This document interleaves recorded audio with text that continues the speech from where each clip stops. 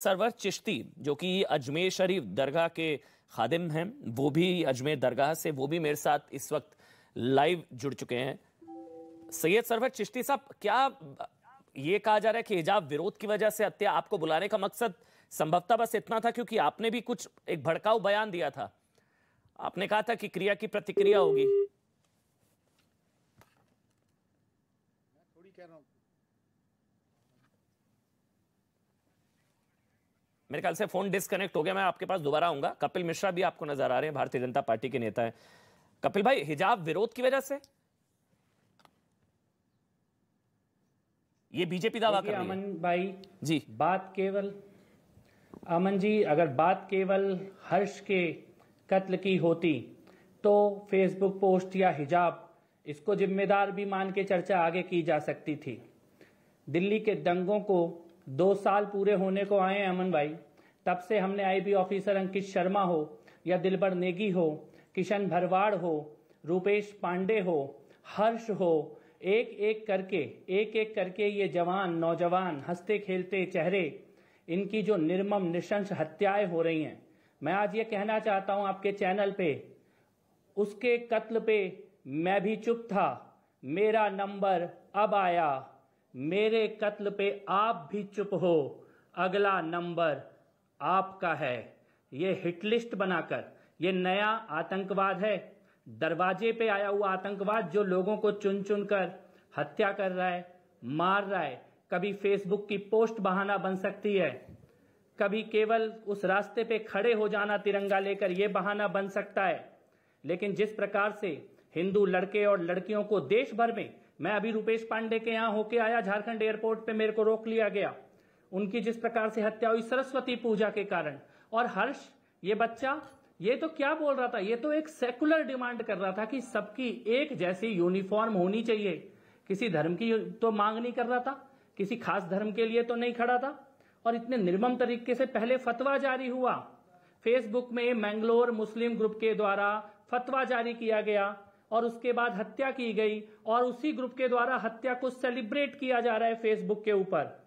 मैं ये कहना चाहता हूं आज कि ये आतंकवाद का नया चेहरा है, ये टेररिज्म की, जिहाद की नई तकनीक है। देश भर में हिंदू लड़के और लड़कियों को निशाना बना के उनकी हत्याएं की जा रही हैं और चुप रहकर, शांत रहकर या सच से मुंह छुपाकर हिजाब के ऊपर जो देश दुनिया में लोग तमाशा बनाते हैं कि मुस्लिम जीनोसाइड होने वाला है, वो मीडिया के लोग और वो राजनेता जो बार बार इस प्रकार का भय पैदा करते हैं, इन हत्याओं के असली जिम्मेदार वो हैं जो सच को छुपा रहे हैं और झूठ को बड़ा करके दिखा रहे हैं, जिससे कि माहौल ये बने कि अत्याचार मुस्लिमों पे हो रहे हैं और जमीन पे ये बच्चों को, बच्चियों को निर्मम तरीके से मारा जाता रहे। यानी कि अपना दर्द भी बोलने की छूट नहीं रही है। उस बहन का वीडियो देखिए अमन जी। कपिल एक चीज है, ये अभी मेरे ख्याल से जांच में साफ नहीं हो पाया है कि ये हिजाब की वजह से हत्या हुई है या स्कूल ड्रेस की मांग, क्योंकि हिजाब का विरोध भी नहीं कहूंगा बल्कि हम तो स्कूल ड्रेस, मैं भी पक्ष में हूं स्कूल ड्रेस के, इसकी यूनिफॉर्म स्कूल ड्रेस के।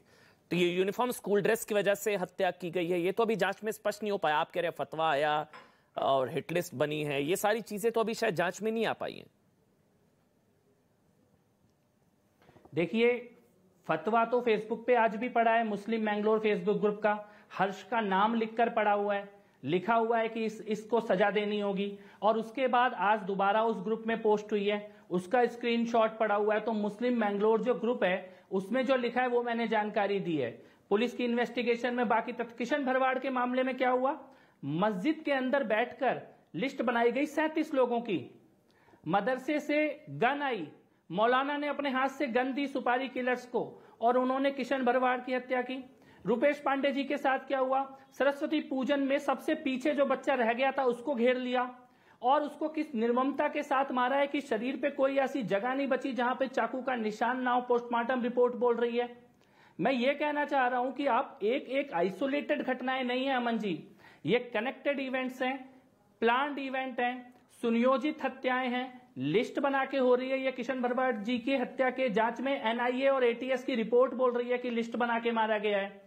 हमको आज इस चुप्पी को, इस मौन को तोड़ना होगा, हमको इस झूठ को तोड़ना होगा कि इस देश में कोई मुसलमानों पे अत्याचार हो रहे हैं और बहुत कोई भयानक माहौल है। सच ये है कि जो आतंकी और जिहादी सोच के कट्टर ग्रुप मुस्लिम समाज के बन चुके हैं, वो अब हत्याओं को अंजाम दे रहे हैं चुन चुनकर। कर्नाटक में, झारखंड में, गुजरात में, यूपी में, दिल्ली में तो हमने कितना बड़ा नरसंहार देखा। अब तो उसकी तो जांच हो गई, उसकी तो चार्जशीट आ गई, उसमें तो कोर्ट में सारे तथ्य आ गए कि कोर्ट को खुद बोलना पड़ा कि हिंदुओं की हत्या करके पलायन कराने की तैयारी थी। ये तो दिल्ली के कोर्ट ने बोला, जजमेंट के अंदर बोला आपने। तो हमें इन सच को बोलना तो अब होगा, और ये भी कि आज की चुप्पी कल किसी का भी नंबर हो सकता है। वो चंदन गुप्ता कल मैं या आप में से आपको खुलेआम सोशल मीडिया पे बोला जा रहा है मिटा देंगे, मार देंगे। तो ये ना मीडिया या राजनीति या समाज, इससे परे होकर आप सोचिए, इसमें कोई हिंदू मुसलमान तो था ही नहीं। इसमें तो यूनिफॉर्म स्कूल ड्रेस की बात थी। मतलब इसमें तो था ही नहीं कुछ हिंदू मुसलमान, हिजाब का कोई नहीं विरोध कर रहा। मैं आज बोल रहा हूं कोई हिजाब के खिलाफ नहीं है भाई।